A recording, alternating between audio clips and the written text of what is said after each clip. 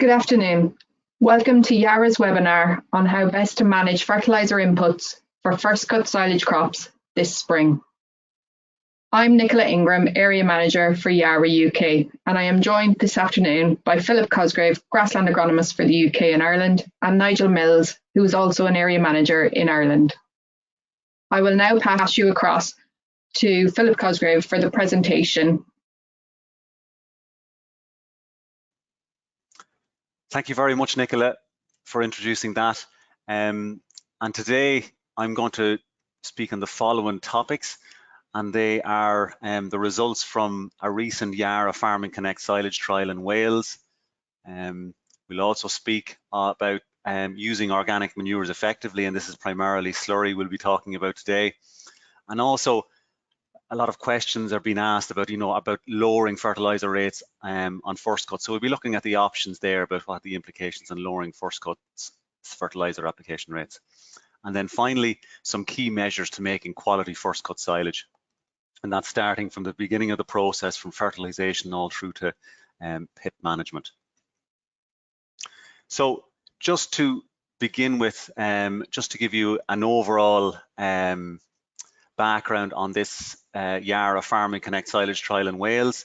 It involved 3 farms in Wales. 2 of them were beef and sheep farms and 1 dairy farm. The 2 beef and sheep farms were up near the Clyn Peninsula, and the dairy farm was in Pembrokeshire.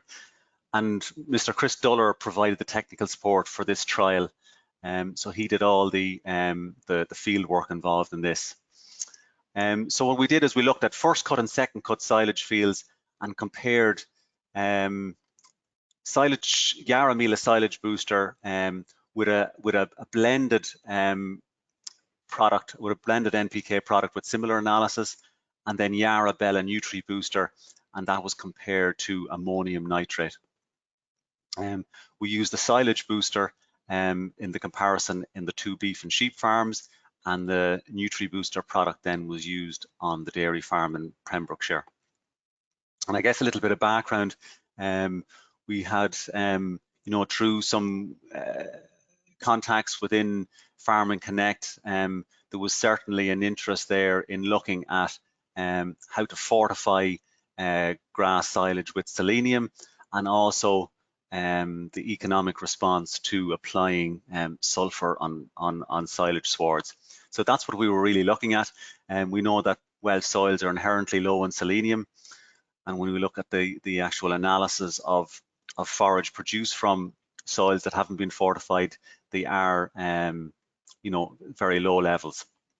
With regards to sulfur, sulfur deposition is at pre-industrial levels now. And this obviously then is having an impact on yields, but also on the nutritional quality of grass.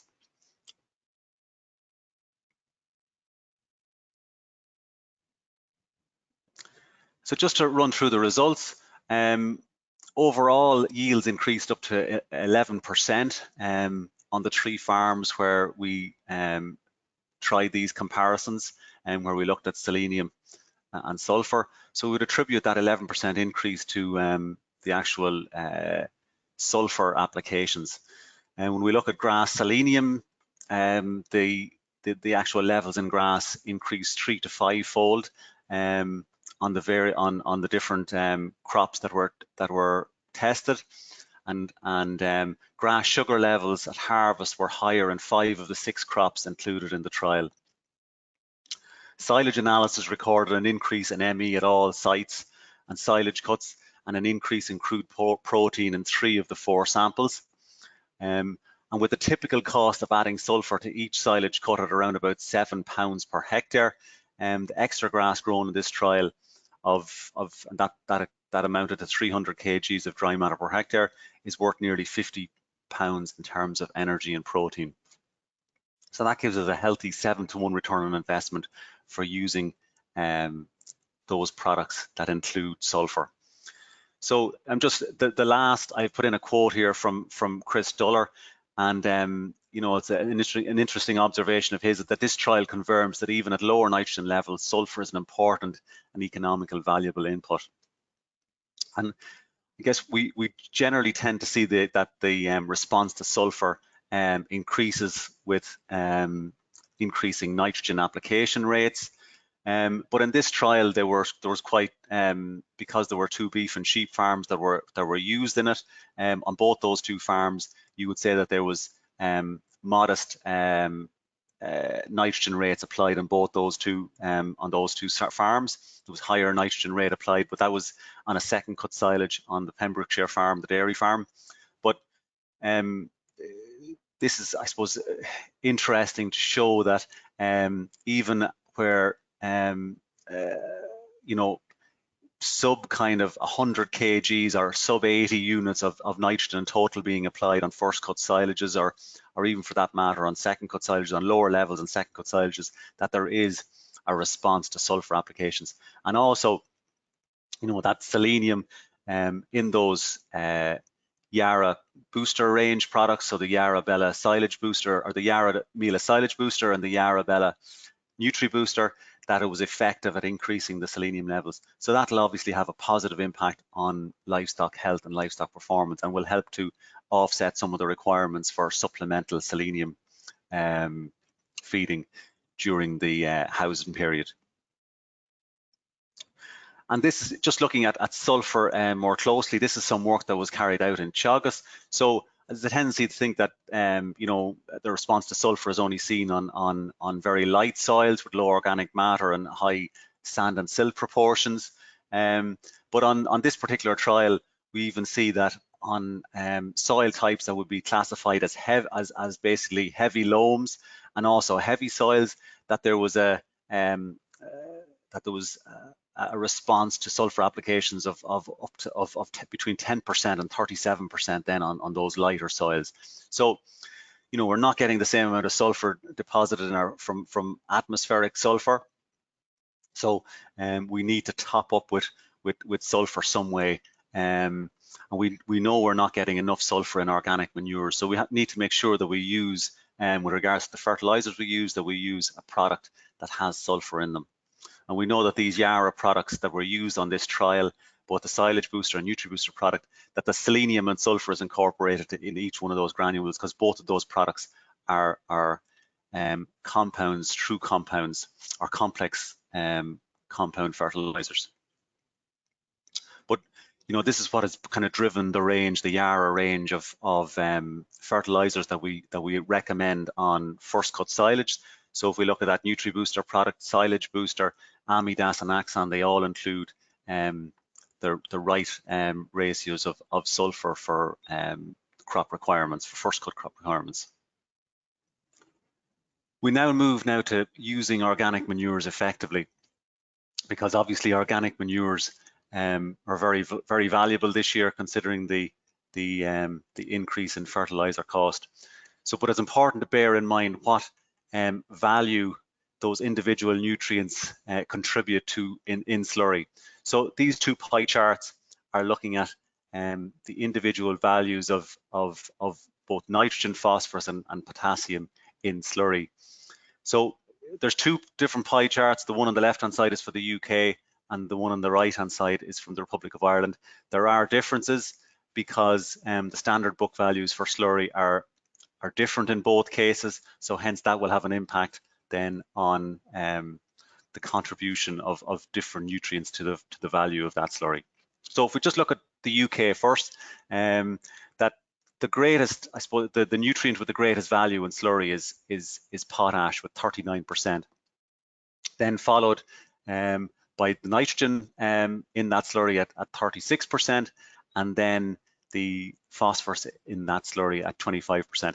Now that 30% for the nitrogen, that's the available N, and we're not pricing the total N in the slurry, but just the available N. So what's going to be made available to the subsequent crop. If we look at the Republic of Ireland, then 70% of the value of that slurry is being made up by potash. 10% of the value is made up of phosphorus, and 20% of it then is made up from of available nitrogen. So you need to bear those figures in mind when we look at where we're going to apply that actual slurry. So how do you make, making the most of those manures? And obviously the P&K doesn't really make much odds in when you apply it or how you apply it, as long as it's been applied evenly. But the slurry nitrogen is where we have to be careful how that actual, if we want to get the most out of that slurry, the most of the nitrogen out of that slurry, then it's important to bear in mind, when it's been applied, what stage of the year it's been applied, but also in what equipment we're using. So we can see there on the left-hand side, splash plate that typically between 50 and over 50% of the available N is lost when we apply slurry with splash plate. But then for something like trailing shoe, that goes down to 35% and lower than for where we're injecting slurry. So as you go from splash plate to dribble bar, trailing shoe and injection, you're minimizing ammonia N losses. So if we just look at 1,000 gallons, so if we're looking at 1,000 gallons or in kgs of available N per ton. So if we apply that slurry by splash plate in spring, we're getting the equivalent of 6 units of N or 0.7 kgs of available N per ton or cubic meter of slurry. Whereas if we use it, if we apply it using dribble bar or trailing shoe, you can see that we're getting the equivalent of 9 units of N per 1,000 gallons or 1 kg per ton or cubic meter of slurry. So we should bear this in mind when it comes to actually trying to get the most out of that slurry. And this year, with the cost of fertilizer currently, this means that automatically our slurry has increased significantly in value as well. So now I'm going to look at when and where we apply this slurry. So slurry is very available in nutrient content, and it's worthwhile if we can to send a sample to a lab to get an accurate estimation of what's actually in that slurry, or we can test that slurry using a slurry hydrometer and for dry matter percentage. And by doing that, there are tables which we can look up then what is the likely NPK content of that slurry then. For spring applications, we would like to try and optimize spring applications of slurry, because we know that by spreading slurry in spring in comparison to summer, we get to optimize more of the available N in that slurry, and also by using low emission spreading equipment.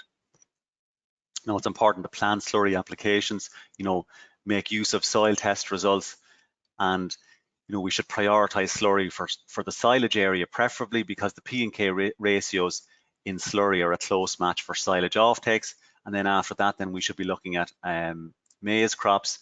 And then the next priority would be fields or paddocks with low P&K fertility. And really the last priority would be on grazing paddocks. But maybe if there's dilute slurry available, well then it may be worthwhile applying that dilute slurry on the grazing platform. And obviously it's important to spread that slurry in good field conditions. The next topic is our lowering fertilizer rates, an option on first cuts. Well, if we look at, grass growth response to fertilizer is influenced by a range of factors and can vary significantly within farms and seasons.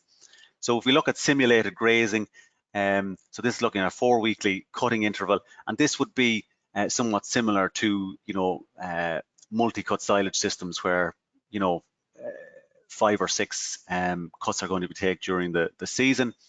But we're looking at N response of between 20 and 25 kgs of dry matter per kg of N applied in those instances. But in more traditional silage management, where you're looking at a 2 or 3 cut system, first cuts, when we look at the response data, you're looking at a response of about 25 to 30 kgs of dry matter per kg of N. So, delaying harvest will increase the dry matter response. So if you're typically cutting your first cut silage, somewhere around about the middle of May, and you leave that for a week to 10 days, you will increase the amount of dry matter that you're going to produce, that you'll grow from each kg of applied N. But the issue is that there's going to be a quality decline. So we know from 1 week delay in harvesting, silage D value falls by 3.3%. So for those in the Republic of Ireland, more familiar with DMD values, well, it's pretty similar. You know, of a decline if you're looking at DMD values. So there's obviously it's not a straightforward decision to you know, to allow a longer growing period to offset lower N application rates, because obviously that will have an impact then on possibly on you know, the type of stock that silage then is going to be fed to, that it may require then greater concentrate supplemental levels. So optimize first cut nutrient applications, because there's the best nutrient response to those first cuts. If we look at different years for first cuts, second cuts, third cuts, that we see a greater response to nitrogen in first cuts, but also the best quality silage is usually the first cut. So that needs to be borne in mind anyway when we look about you know, deciding on the actual N rate that we're going to use on first cuts. So reducing nutrient rates, or the area for that matter, cut for first cut, needs to be carefully considered on a farm by farm basis to meet the overall forage demand and the nutritional requirements of different livestock groups. So it's not, you know, on some farms there may be scope to allow silage to be cut later, for example, on beef farms where the silage is going to be fed to suckler cows, but on farms where you're looking for, both on dairy farms and on beef farms that are looking to grow livestock or fatten livestock, well then that will be a different matter. It won't pay to decrease silage quality in those instances, because it'll have to be made up by you know, greater amount of purchased concentrates. So this is just a scenario looking at the effect of lowering the N rate on silage cost. And this is now using the same cutting date for both scenarios. So if we look at a first cut where we're applying 33 cubic meters of slurry and then topping up with 99 kgs of N to give you a total N application rate of 120 kgs of N. So 33 cubic meters is the equivalent of 3,000 gallons per acre. And then on the right hand side, this is looking at reducing the amount of mineral N applied to 79 kgs instead of 99. So overall, the overall N rate is 100 in that scenario. So because we reliably, we can kind of say that for every drop for every one of those kgs, you're going to lose about 25 kgs of dry matter. So that adds up to a dry matter content of 25%. That's the equivalent of 2 tons of fresh weight grass at harvest. So we can see there that typically you'd be hoping to get a harvest of 23 tons per hectare with 120 kgs of N, and then by reducing the N rate, the actual yield would reduce by about 2 tons to 21 tons. So what happens here? So we look at it, if we looked at the cost of making this silage, certainly on the first column there, or the second column in the cost per hectare, we can see on the 23 tons where we're producing 23 tons a hectare of yield at 120 kgs of N, the total cost of growing that first cut is 462 pounds per hectare. Now these are cash costs. I must remember that most of a greater proportion of the actual cost associated with making this, cash cost associated with making this silage, is going to be on a fixed area basis with contractor charges. So if you look at a cost per ton, that works out at just over 20 pounds per ton. But if we look at obviously at the scenario 21 ton per hectare yield, where we're applying less mineral N or less total N, obviously the cost per hectare drops down. But if we just look at the cost per ton, it hasn't actually changed, because of the fact that most of that cost is borne by kind of a fixed cost on an area basis. So regardless of the yield, you're still going to be charged the same amount. So in this scenario, the farmer obviously for silage produced, grass produced, they're no better off. But the other thing is that they've actually 2 tons of, well, not 2 tons of silage then less, and that's basically the equivalent of around about 70 kgs of protein and over 5,750 megajoules of energy. So that's the other loss that hasn't been included in that calculation. So it needs to be carefully considered, reducing N rates. So finally, now just going through these key measures to making quality first cut silage. So, what condition is the sward in at closing up? Dead grass at the base of the sward will impact quality. That has been found in research both in the UK and Ireland, that if there's a lot of dead grass at the base of the sward, that is going to impact silage quality, during at feed out. So if there's sheep being grazed on silage on the silage area at the moment, well, it's important that those sheep are taken off pretty quickly.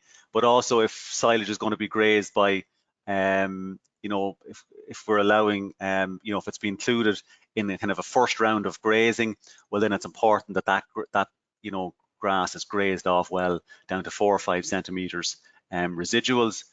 So that will make sure that you have the best chance of making quality silage then.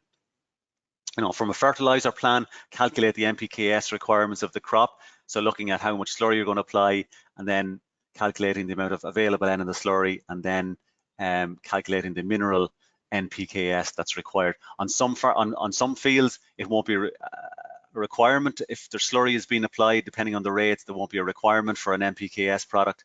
It might be just a nitrogen sulfur product, but it's important anyway that there's sulfur going in there somewhere in that with the mineral fertilizer. And I suppose to minimise the luxury uptake of potash in those first cut silage swards, I suppose don't apply any more than 90 kgs of potash or 70 units per acre of potash to try and reduce the risk of luxury uptake of potash. Apply slurry in good time, 8 weeks minimum before harvest. Obviously, we don't want slurry that slurry kind of getting into the silage pit and contaminating grass and the silage and altering, resulting in poor fermentation. But also make sure that fertilizer applications are going out a minimum of 6 weeks before harvest. Leave 7 days between slurry and fertilizer applications. That has more to do with environmental concerns and reducing N2O emissions. And obviously a lot of questions on splitting fertilizer applications. Is there a positive effect of splitting that fertilizer application? Well, from the evidence, it's unlikely that if you're applying less than 90 kgs of mineral N, that it's that there's going to be a yield effect. But if you're applying greater than 90 kgs of mineral N, well, then it may be beneficial to split that nitrogen application. And obviously, getting closer to harvest, is there a requirement for a pre-ensiling test to check for nitrate and sugar levels? So we're looking for a nitrate levels of below 0.1% and sugar levels of preferably above 3% or above. And this is my last slide now, but just, cut grass just before heading, as it gives the best balance of yield and quality. Basically for every day that you delay the cutting, you're basically dropping your digestibility value by 0.5%. Don't cut too low, as the stem base is the lowest digestibility, and you risk contaminating with bad microbes, which could hinder fermentation and cause aerobic spoilage. Or it's visual as heating then when you open the pit or clamp. Wilt to 28 to 32% DM to reduce effluent and optimize fermentation. Wilt as quickly as possible, as it minimizes loss of sugar, and use a mower with a conditioner and tethers to speed up wilting, but check machinery is not dragging in soil. And that's important to point out that we don't want to while trying to lower and wilt and lower the dry matter of our first cut silage, we don't want to contaminate that grass with soil. Consolidate properly, especially if the clamp edges, it's important to exclude as much of the air as possible in them. Trapped air reduces fermentation quality and increases the risk of aerobic spoilage.